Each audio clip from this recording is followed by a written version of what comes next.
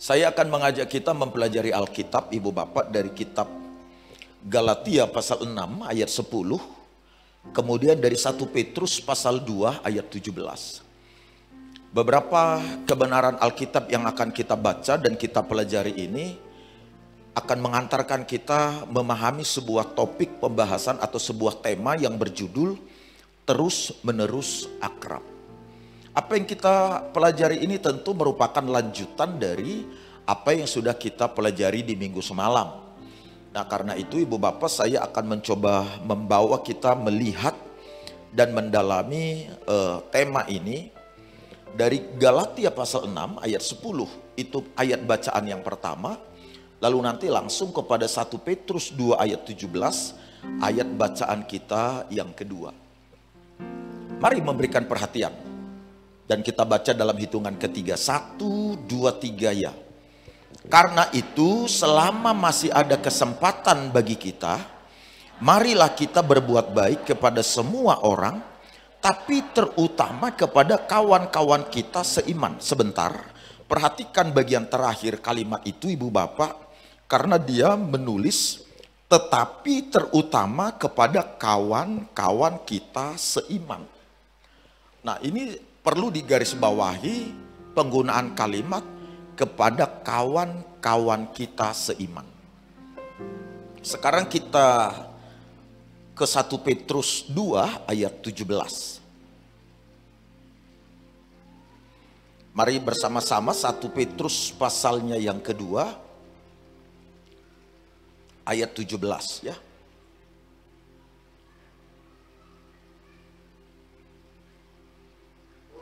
Oke, bersama-sama 1, 2, 3 ya.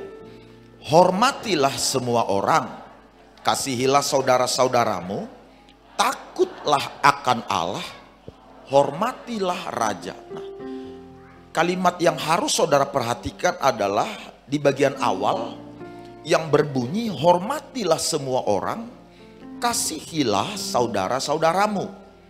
Ini masih terlalu umum Ibu Bapak, karena menggunakan kata kasihilah saudara-saudaramu. Terjemahan Lembaga Alkitab Indonesia atau LAI memang begitu. Jadi dia umum. Tapi kalau kita pelajari dari terjemahan-terjemahan lain, maka bunyi kalimatnya itu menjadi lebih spesifik. Kata saudara-saudaramu itu adalah menunjuk kepada saudara-saudara seiman, saudara-saudara sekeyakinan. Itu dicatat dalam terjemahan bahasa Inggris, kalau nanti saudara bisa lihat, baik versi New King James maupun versi-versi bahasa lain, termasuk versi bahasa Karo. Dalam terjemahan bahasa Karo itu Ibu Bapak, maka di situ digunakan penggunaan kata sadakiniteken. Mehamatlah kam kerina manusia, kelengilah teman dusi sadakiniteken. Jadi kata saudara-saudara itu adalah saudara seiman. Nah, setelah kita melihat pembandingan atau perbandingan dari beberapa terjemahan, maka apa yang dikemukakan dalam Galatia pasal 6 ayat 10, berbuat baiklah atau kasihilah. Coba Galatia 6 tadi ayat 10. Berbuat baik kepada semua orang, tapi terutama kepada kawan-kawan kita seiman. Ini menjadi mendapat penguatan dari penulis kitab lainnya yang bernama Rasul Petrus. Yang kemudian oleh Petrus dia bicara mengenai kawan-kawan atau saudara-saudara yang dikasihi itu adalah saudara-saudara seiman. Nah, kembali ke slide saya. Perhatikan Ibu Bapak, baik kalimat yang dicatat di Galatia pasal 6 ayat 10 yang kalimatnya berbunyi marilah kita berbuat baik kepada kepada semua orang, tapi terutama kepada kawan-kawan kita seiman. Dan kalimat yang dicatat dalam 1 Petrus 2 ayat 17 bagian A. Hormatilah semua orang, kasihilah saudara-saudaramu seiman. Jadi dua ayat yang berbeda ini sesungguhnya memiliki makna. Sesungguhnya memberikan penegasan kepada kita. Seperti apa seharusnya orang-orang beriman bersikap terhadap saudara-saudara seiman atau keluarga rohaninya. Karena itu ketika kita mulai memberikan perhatian kepada dua ayat Alkitab yang berbeda yang dicatat di Galatia 6 ayat 10, dicatat dalam 1 Petrus pasal 2 ayat 17, maka dua ayat yang dicatat dalam pasal serta kitab yang berbeda dan oleh penulis kitab yang berbeda ini sebenarnya merupakan sebuah himbauan. Kedua ayat ini merupakan sebuah desakan kepada seluruh orang-orang percaya untuk terus-menerus memiliki persekutuan yang akrab.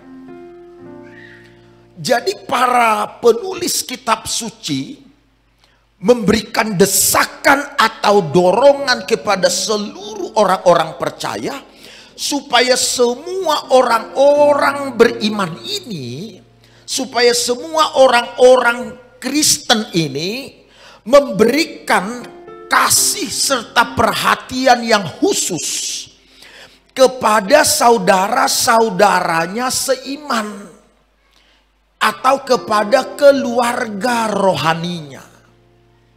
Itu sebabnya kalimatnya tadi berbunyi, marilah kita berbuat baik kepada semua orang, tetapi terutama kepada kawan-kawan kita seiman dalam Galatia 6. Jadi ini sebuah desakan, sebuah himbauan.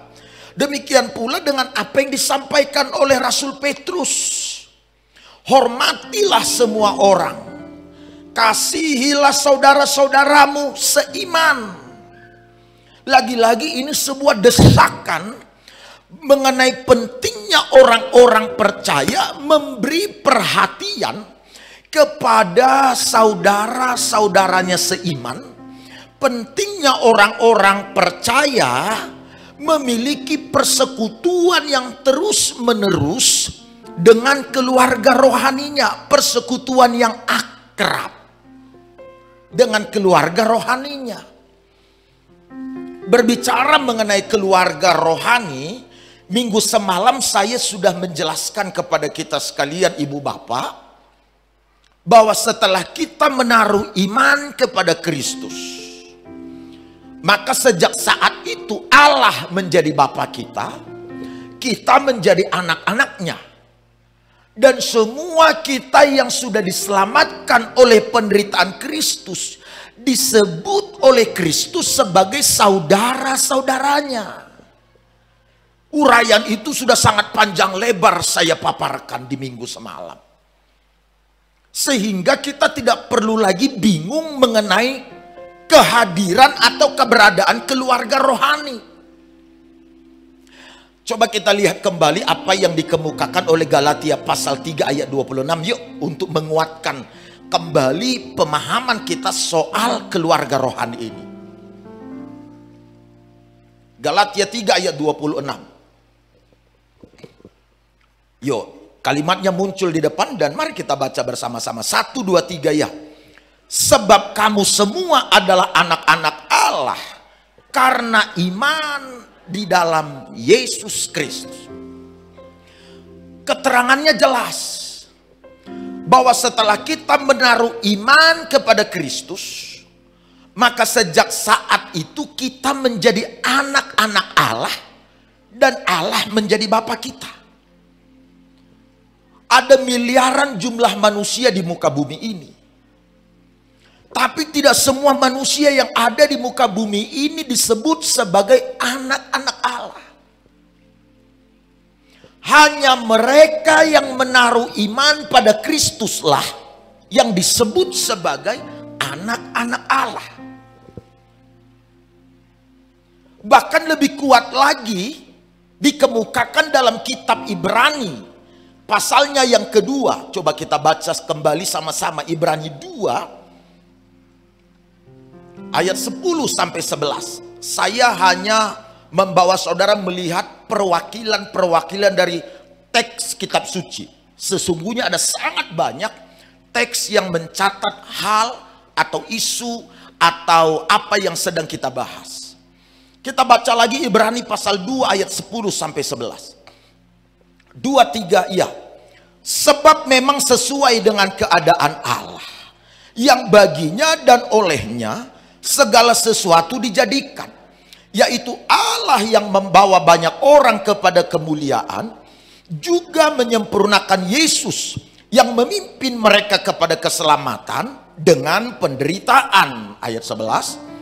Sebab ia yang menguduskan dan mereka yang dikuduskan, mereka semua berasal dari satu. Itulah sebabnya ia tidak malu menyebut mereka saudara, dan seterusnya nanti ayat Alkitab itu. Ini seharusnya cukup menguatkan pemahaman kita akan apa yang dijelaskan di pasal-pasal lain kitab suci yang membicarakan tentang keberadaan kita sebagai orang yang beriman kepada Kristus adalah saudara seiman atau keluarga di dalam Allah atau keluarga rohani. Allah yang memakai Kristus, dan oleh Kristus dia telah memimpin banyak orang dan menyelamatkan mereka melalui penderitaannya. Sehingga semua mereka yang diselamatkan oleh Kristus melalui penderitaannya ini disebut sebagai saudara, kata Alkitab.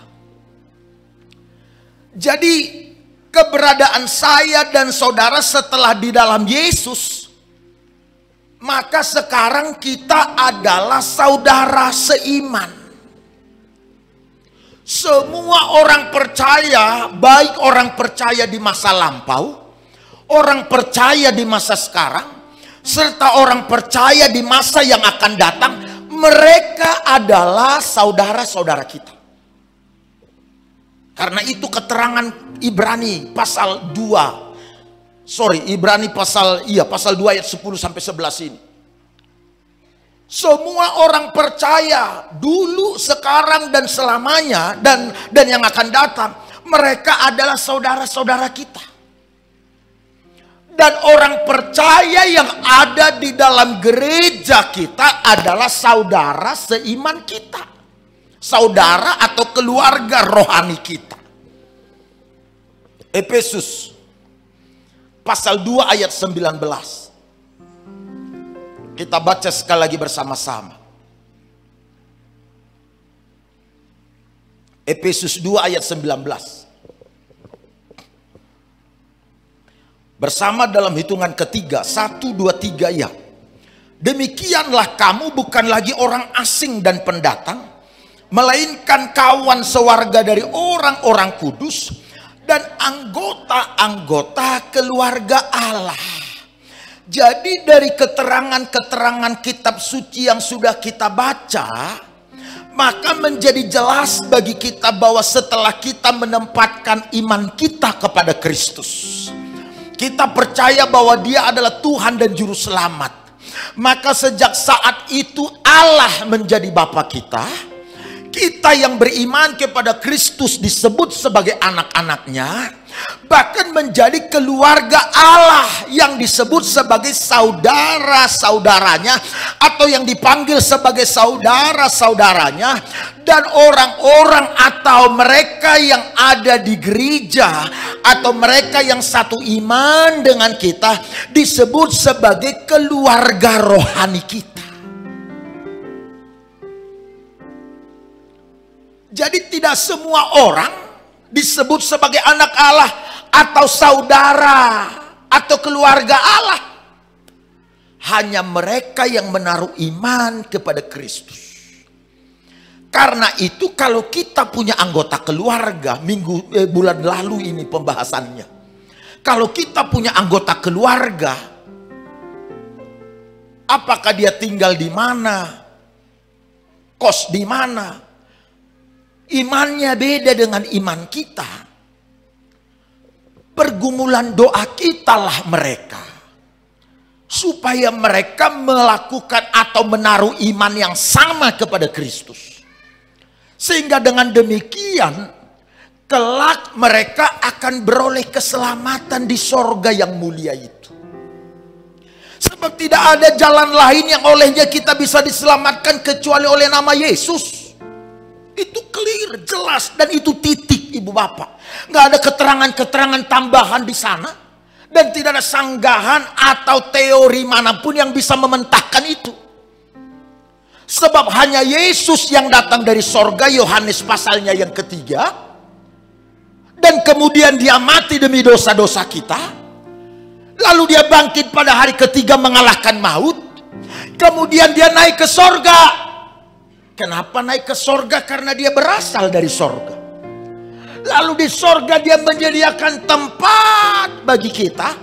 Supaya di tempat di mana dia berada, kita pun berada. Maka kalau saudara mengasihi keluarga saudara yang lain, beritakanlah nama Yesus kepada mereka. Itulah bukti kasih saudara yang sebenarnya. Kalau saudara memberikan dia uang, saudara memberikan dia pulsa, paket data, atau apresiasi dan pemberian-pemberian lain, ini kasih yang sementara. Kesenangannya, manfaatnya hanya di bumi ini. Ya, kalau diingat selamanya. Kalau hanya sementara dia ingat lalu segera lupa. Dan itu tidak akan menolong dia beroleh keselamatan. Maka kasih kita yang sebenarnya adalah ketika kita mau melayani dia. Kita mau bicarakan nama Yesus kepada dia. Kita mau menolong orang ini untuk terhubung kembali dengan Kristus. Kasihan kita kepada mereka. Punya potensi hebat, punya segalanya, tapi tidak punya jaminan kehidupan kekal. Karena mereka beriman kepada yang lain. Atau tidak menaruh iman kepada Kristus. Karena itu ibu bapak, setelah kita dalam Yesus, maka sekarang kita punya dua anggota keluarga. Anggota keluarga yang pertama adalah keluarga lahiriah, keluarga jasmani. Keluarga lahiriah atau keluarga jasmani adalah keluarga yang terdiri dari genetik atau darah atau golongan darah yang dilahirkan oleh ayah dan ibu kita. Itu keluarga lahiriah, keluarga jasmani. Tapi dengar baik, keluarga lahiriah ini ibu bapak sifatnya sementara. Keluarga lahiriah ini hanya berlaku selama kita ada di bumi ini. Ulah karya kapdu, setelah kita tinggalkan dunia ini, lalu di sorga, saudara masih bawa hubungan keluarga di dunia ini di sana? Tidak. Di sorga itu tidak ada panggilan bibi, mama, impal, tidak ada. Itu hanya ada di bumi ini. Makanya keluarga lahiriah itu sifatnya sementara, bahkan dengar baik nih, rawan pada bahaya. Bahaya perpecahan. Bahaya perpisahan. Pisah karena jarak. Pisah karena beda cara pikir. Beda keyakinan apalagi. Pisah karena kematian, usia dan lain sebagainya.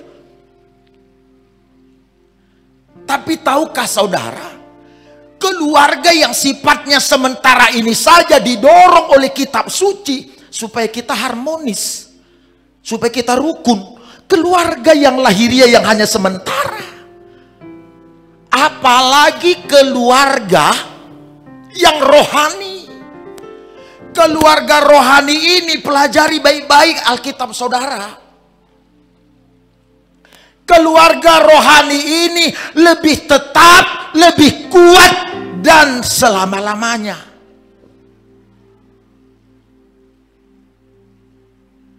Karena kekeluargaan kita terbangun bukan lagi berdasarkan golongan darah atau genetika, tapi berdasarkan iman kepada Kristus. Karena saudara menaruh iman pada Kristus, kitab Galatia ayat 26, 27, 28, 29 memberitahukan maka sekarang kita disebut sebagai keturunan Abraham. Dari mana kita bisa jadi keturunan Abraham? Emang mirip? Gak ada dasarnya. Tapi kita disebut menjadi keturunan Abraham dan ahli waris janji Allah kepada Abraham. Sehingga karena iman kepada Kristus, apa yang Allah janjikan kepada Abraham juga berlaku atas kita atau akan kita warisi. Karena iman di dalam Kristus, kini kita juga menjadi keturunan Abraham secara rohani. Maka saudara bisa mengklaim, bisa meminta dalam doa, Tuhan, apa yang Tuhan janjikan pada Abraham, berikan pula atasku, sebab di dalam iman kepada Kristus, aku adalah ahli waris dari janji-janji Allah pada Abraham.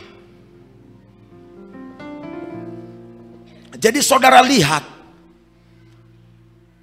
iman kita kepada Kristus menjadikan kita yang tadinya suku, kaum, bangsa, bahasa yang berbeda-beda, kini jadi satu. Makanya Paulus bicara kepada orang-orang Roma, sekarang setelah iman pada Kristus, tidak ada lagi orang Yahudi, tidak ada lagi orang Yunani, tidak ada lagi pria, tidak ada lagi wanita. Semua kita sama di hadapan Allah. Kita adalah keluarga. Yang paham katakan amin. Yang mengerti tepuk tangan bagi Tuhan Yesus. Semua kita keluarga, saudara seiman. Dan dengar baik-baik sobat, minggu semalam saya sudah ajar pada kita bahwa Allah sendirilah yang merencanakan, yang menginginkan terbangunnya sebuah keluarga. Yakni keluarga yang akan mengasihinya, keluarga yang akan menghormatinya, keluarga yang akan memerintah bersama-sama dengan dia selama-lamanya di surga. Allah sendiri yang memiliki kehendak itu. Keluarga rohani ini inisiatornya Allah. Jadi kalau di keluarga jasmani saja, di keluarga rohani saja, kita diminta supaya rukun, harmonis, apalagi di keluarga yang didirikan langsung oleh Allah, yang sifatnya lebih tetap, lebih lama, yang hubungan DNA-nya lebih kuat dibandingkan hubungan DNA lahiriah karena iman pada Yesus. Maka sudah seharusnya lah kita memiliki hubungan-hubungan yang lebih hangat. Kita sudah seharusnya memiliki hubungan-hubungan yang diwarnai dengan kasih. Kita seharusnya memiliki persekutuan yang akrab terus menerus, karena kita adalah keluarga Allah, saudara seiman. Tepuk tangan bagi Tuhan Yesus. Jadi di gereja itu nggak benar kalau ada sikut menyikut, apalagi tidak cakapan. Lah si perkuanan ninakin.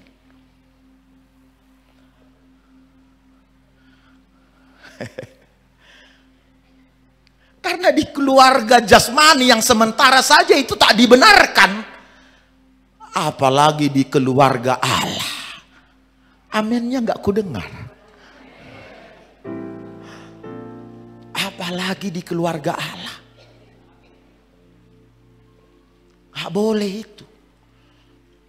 Kita harus lebih akrab. Persekutuan kita, hubungan kita akrab dan terus menerus. Boleh kasih tepuk tangan yuk. Makanya kalau saudara belajar dari Yesus atau dari Alkitab, bagaimana Allah memperkenalkan dirinya kepada manusia, dia memperkenalkan dirinya dengan istilah-istilah keluarga kan. Efesus 3, Bapa. Kata Bapa itu kita itu menjadi membumi Itu dari sorga sana. Bapa yang memperkenalkan dirinya dengan sebutan Bapa. Nggak ada sebutan Bapa itu lahir dari bahasa mana, dari bangsa mana. Itu dari bahasa sorga. Sama seperti bahasa haleluya. Itu haleluya nggak berasal dari bahasa mana. Itu bahasa sorga. Makanya ke bangsa manapun terjemahannya tetap haleluya. Panggilannya tetap Bapa. Gak bisa berubah ini. Karena itu di sorga. Allah memperkenalkan Yesus melalui sebutan apa? Istilah keluarga. Anak. Bahkan tindakan dan sifat Yesus selama hidup memperlihatkan atau menjelaskan nama itu. Sifat-sifatnya menjelaskan nama itu. Allah disebut Maha Kasih. Yesus disebut penuh kasih. Sifat-sifatnya lihat. Hanya Dia yang bersedia mati di kayu salib demi dosa-dosa kita. Salib itu bicara hubungan. Supaya pulih hubungan manusia ini dengan Allah. Dan hubungan sesama manusia. Supaya pulih. Dengan kata lain, Allah ini adalah pribadi yang sangat berpihak pada hubungan. Dan sangat peduli dengan hubungan. Harusnya implikasi-implikasi dari apa yang dicontohkan, diperlihatkan Kristus ini nampak di hidup sehari-hari kita. Apa yang diteladankan Kristus ini harusnya terlihat di hidup sehari-hari kita.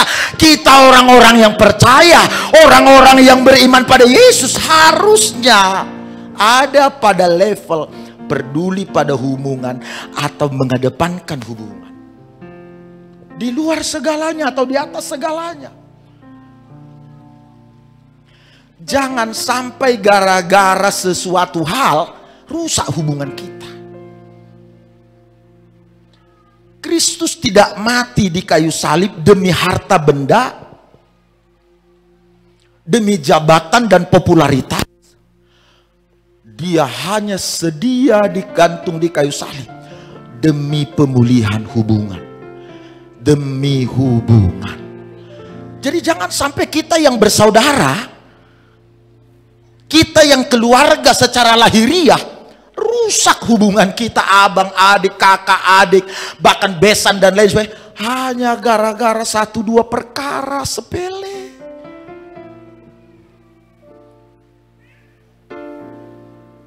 Apalagi hubungan dalam keluarga seiman, hanya gara-gara suasana kebatinan, suasana perasaan atau luapan emosional. Hubungan-hubungan kita saudara seiman ini rusak. Keakraban kita ternodai, tercemari. Jangan. Kita adalah saudara seiman. Tepuk tangan bagi Tuhan Yesus. Di bumi tak terpisahkan. Di sorga pun nanti kita bersama. Itu saudara seiman. Sama kita di sorga sana nanti. Jadi nggak cuma di bumi ini kita saudara seiman. Tidak. Sampai ke sorga itu Bapak Ibu. Makanya Yesus tidak malu menyebut kita saudara. Coba lihat semua ke depannya. Slide saya berikut nakku yang kedua. Tahu Ibu Bapak, kenapa Alkitab mendorong kita atau mendesak kita supaya memiliki hubungan yang akrab terus-menerus sesama saudara seiman? Karena kesaksian terbesar bagi dunia adalah hubungan atau keakraban. Allah mau itu yang terjadi. Allah ingin supaya kesaksian kita yang terbesar. Allah ingin supaya dunia ini mengenal kita, mengetahui kita bahwa kita ini adalah anak-anak Allah, kita ini adalah keluarga Allah, kita ini adalah murid-murid Kristus. Bukan melalui hal-hal lainnya, bukan melalui keyakinan saudara pada satu doktrin, bukan melalui kekuatan atau satu kecakapan, satu keterampilan. Allah mau supaya dunia ini tahu bahwa kita anak-anak Allah, kita murid Kristus melalui keakraban, melalui kasih, melalui kesatuan. Kita lihat apa kata Yohanes 13 yuk. Ayat 34 sampai 35. Aku memberikan perintah baru kepada kamu. Terus.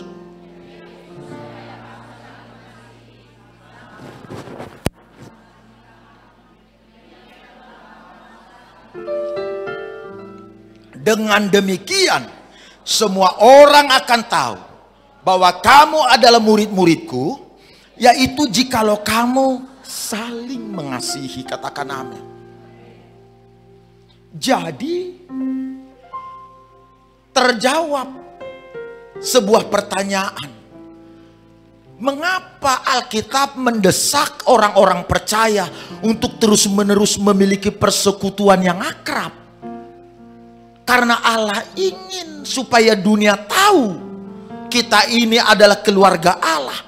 Dari kesatuan kita, dari keakraban kita, dari keharmonisan kita, dari penerapan kasih antar satu dengan yang lain. Itu yang Allah mau. Bukan melalui mujizat. Waduh, mujizat terjadi, dia adalah anak Allah, dia adalah murid Yesus. Tidak, bukan itu yang Allah inginkan. Keterampilan berceramah, keterampilan berpidato. Waduh, dia pintar, dia cerdas, dia adalah anak Allah. Bukan itu. Allah tidak mau menggunakan itu menjadi barometer atau alat ukur bagi dunia untuk menjelaskan bahwa kita adalah anak Allah. Sebab semua poin yang saya sebut itu bisa dilakukan orang-orang di luar sana yang tidak beriman kepada Kristus. Bisa. Tapi soal akrab satu sama lain, lakrina banci, lakrina kalakai banci, gak bisa. Saya lihat begini, Ibu Bapak, leluhur kita, leluhur berarti nenek-nenek moyang kita, nenek moyang kakek buyut kita di Tanah Karo.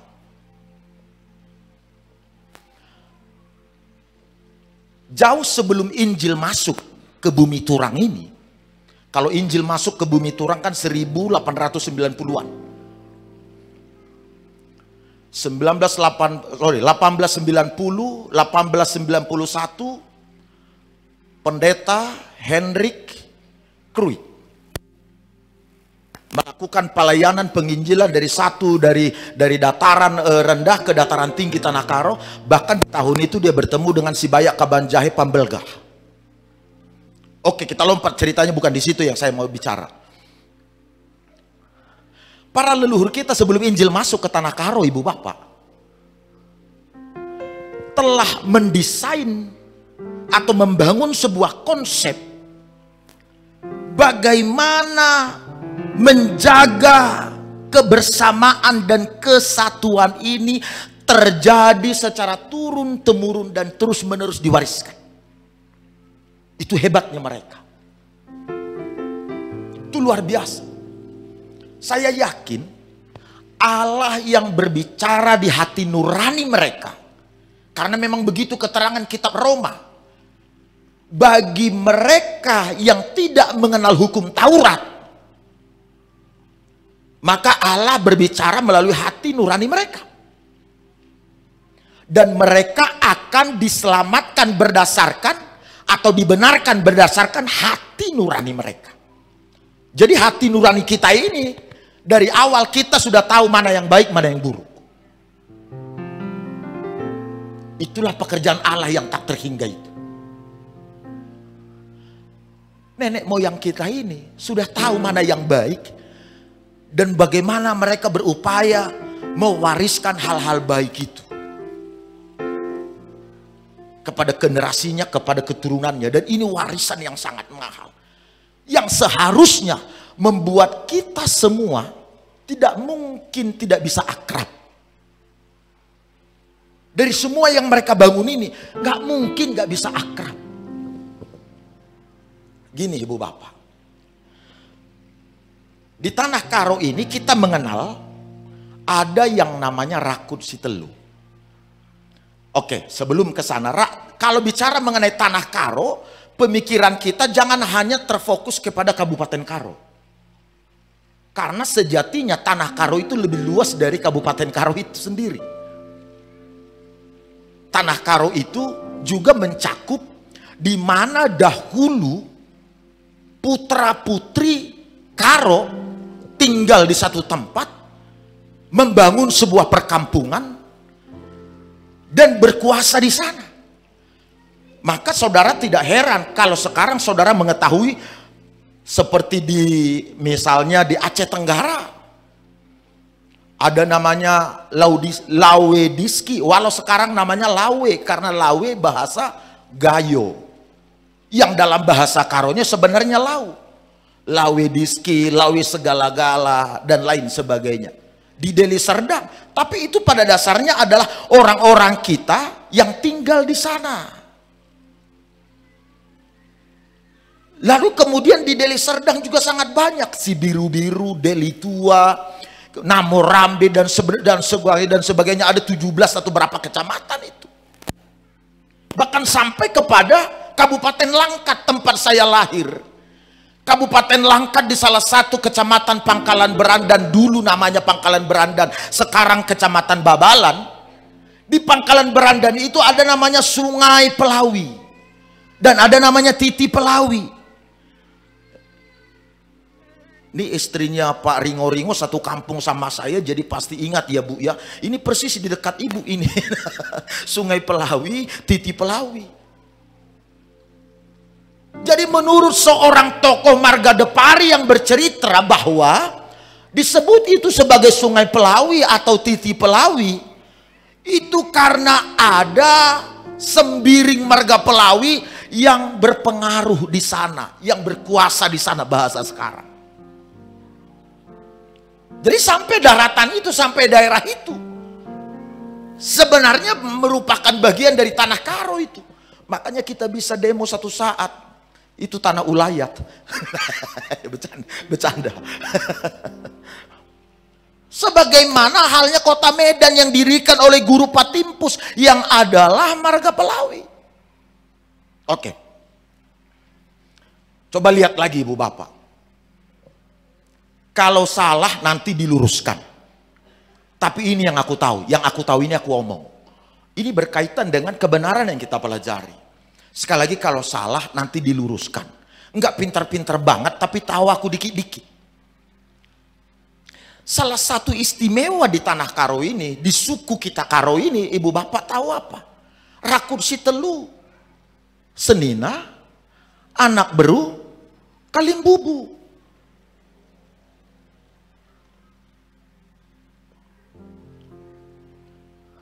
Coba lihat, senina itu saja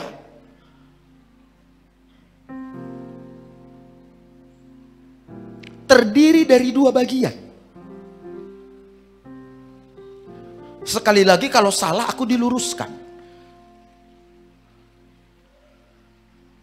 Senina itu terdiri dari dua bagian. Senina yang pertama itu disebut senina siseh kusukut. Bagai Pak Bukit,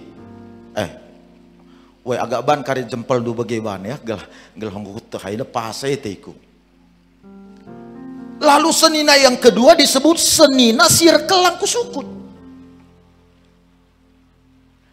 Senina siseh kusukut artinya senina saudara yang langsung berkaitan dengan orang yang meninggal kalau itu yang meninggal, orang yang berpesta kalau itu orang yang berpesta. Senina siseh kusukut ini masih terbagi dua atau berasal dari dua unsur. Pertama namanya sembuyak. Sembuyak itu artinya saudara ayah atau saudara semarga, kebiasaan masing-masing marga lah ini. Itu namanya sembuyak. Lalu ada senina yang berikut selain sembuyak adalah senina sikakuranan atau gamet. Ini adalah orang yang satu marga tapi beda sub marga di atasnya. Itu bagian yang disebut dengan senina siseh kusukut atau senina secara langsung. Lalu ada senina sirkelang kusukut atau senina yang berperantara. Ada 4. senina sepemeren,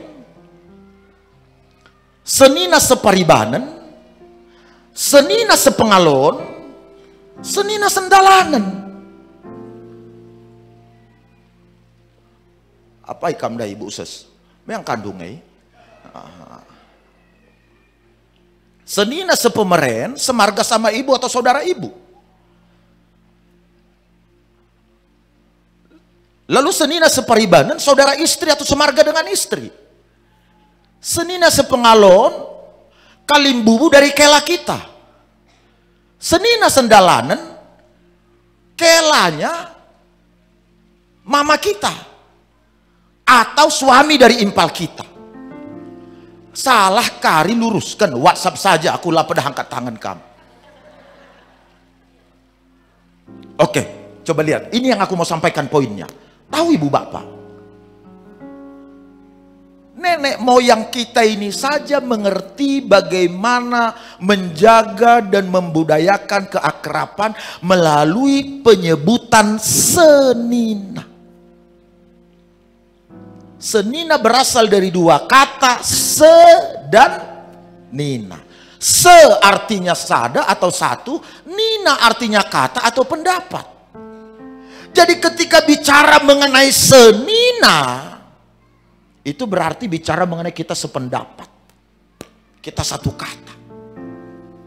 Berarti akrab maksudnya, iya kan?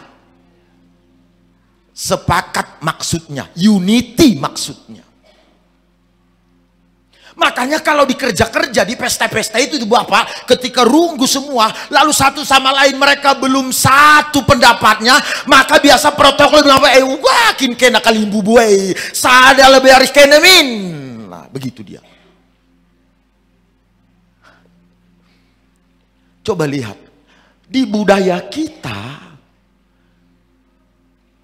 para leluhur atau nenek moyang kita sudah begitu akrab dengan memperdulikan, membangun mindset atau mentalitas akrab. Makanya tak mungkin kita yang tinggal di tanah Karo ini tak bisa akrab. Gak mungkin. Bahkan kita itu mudah sekali akrab. Kemarin lalu saya bertemu dengan salah satu tokoh, ya orang yang aktif di berbagai kegiatan kemasyarakatan. Pak Mbelin, kalau saudara ada yang kenal, Pak Mbelin Brahmana. Begitu ketemu, Pak Pendeta, mari lebih Pak Pendeta, foto kita. Lalu dia ngomong sama anggota-anggotanya, karena dia kemanapun pergi dikawal sama 2 ajudan.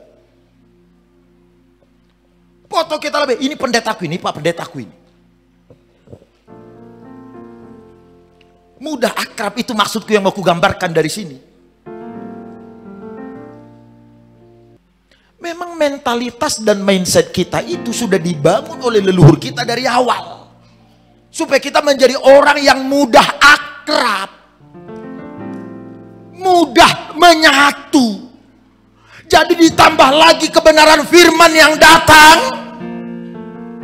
Kebenaran firman yang mengatakan supaya dunia tahu bahwa kamu adalah anakku. Bahwa kamu adalah muridku. Saling mengasihi. Harusnya bukan hal yang sulit ini bagi kita. Sebab sebelum Injil ini sampai ke bumi turang ini,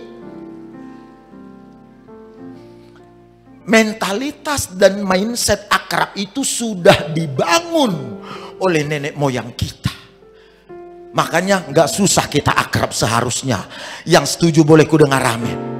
Yang paham boleh katakan amin.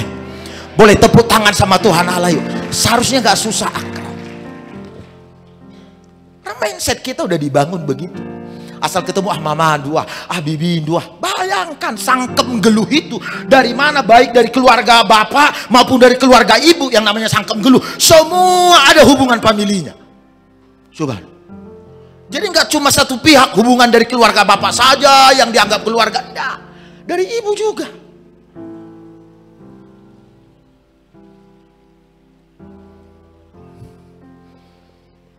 Makanya filosofi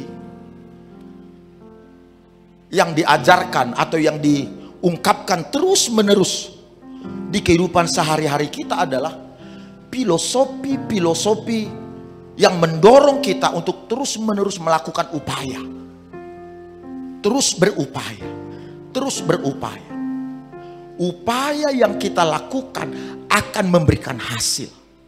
Itu filosofi yang dibangun di masyarakat kita ini. Waktu aku kecil, Pak, kalau pergi ke rumah keluarga dulu, di ruang tamu itu khusus biasanya ditaruh atau dipajang di sekitar ruang makan. Ada namanya ukat. Ukat itu sendok dari bambu. Tulisannya endi, entah. Gundaring gojaran kuidahai. Udah nggak pernah lagi kelihatan. Sekarang di ruang makan yang kulihat gambar-gambar yang dipasang adalah gambar-gambar orang lagi makan. Gambar perjamuan Yesus. Lalu ada gambar siapa. Kalau dulu aku masih ingat. Itu sendok dari bambu. Endi tulisannya di sendok makan. Entah tulisannya di sendok garpu. Ini kan menegaskan kepada kita supaya kita berupaya dulu. Memberi dulu. Endi minta. Endi artinya beri. Berupaya dulu. Memberi dulu. Baru kita mendapatkan hasil. Kalau zaman sekarang orang tak mau berupaya, pengennya hasil. Ini problemnya.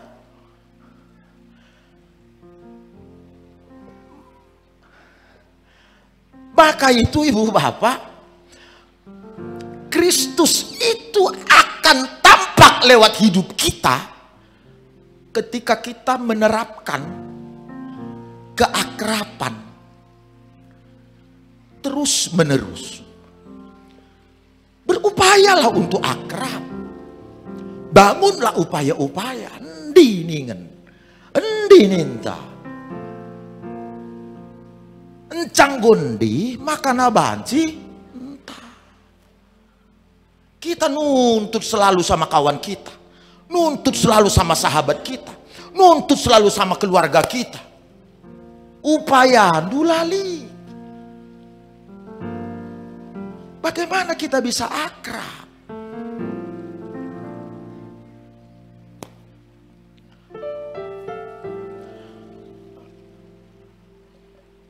Mulai hari ini semuanya kita ada pada posisi mudah akrab dengan semua orang.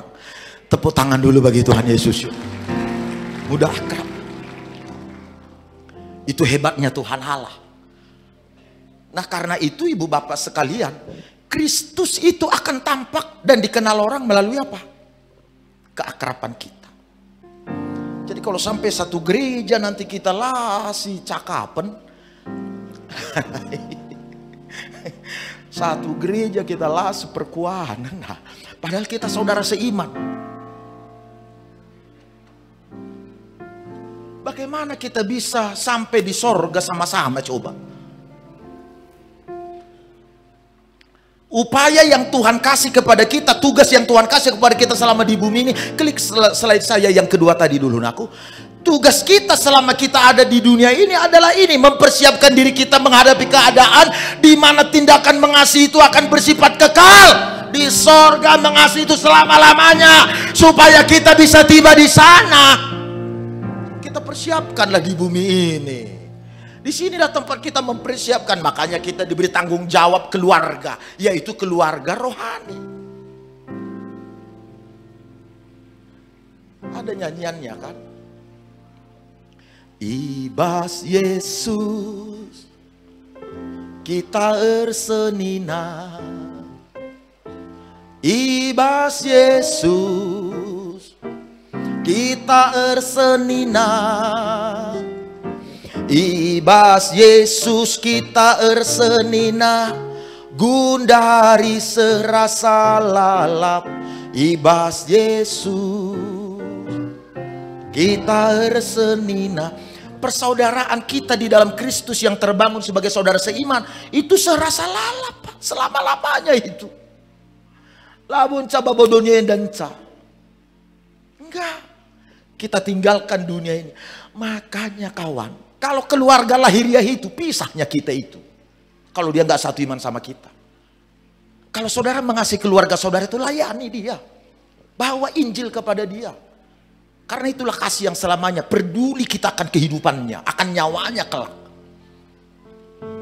Makanya ibu bapak, apapun yang kita perbuat di hidup kita sehari-hari, apapun yang saudara lakukan, percakapan-percakapan yang saudara bangun, dengar baik, semuanya harus bermuara kepada terbangunnya sebuah keakraban.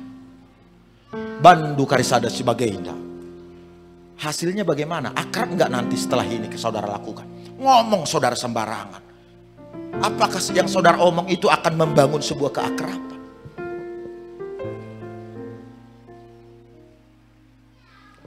Itu penting. Apapun yang kita lakukan, fokusnya kepada apakah akan menjadi makin akrabkah ini? Kalau nggak makin akrab, mending ditunda, mending ditahan. Mending ya sudahlah, nggak usah diomongin. Ya sudahlah, biar dia duluan lah. Kalau itu nanti akhirnya membuat kita pisah, pecah, retak, mending ditahan. Ungkapan yang paling menarik, bukan yang paling menarik, yang tidak kalah menarik adalah panganlah buati keleng, tapi angker beltek. Tahu maksudnya ya ibu bapak? Apapun bisa kita lakukan, tapi pikirkan dampaknya, itu maksudnya. Apapun bisa saudara makan, tapi pikirkan kesehatan, itu maksudnya. Makanya dibilang panganlah buati keleng, tapi angker beltek. Pikirkan dampaknya. Yang siap akrab tepuk tangan bagi Tuhan Yesus. Saya ajak kita menyanyikan nyanyian. Nggak sempat saya bahas beberapa poin lagi Bu Bapak. Yuk kita nyanyi sama-sama.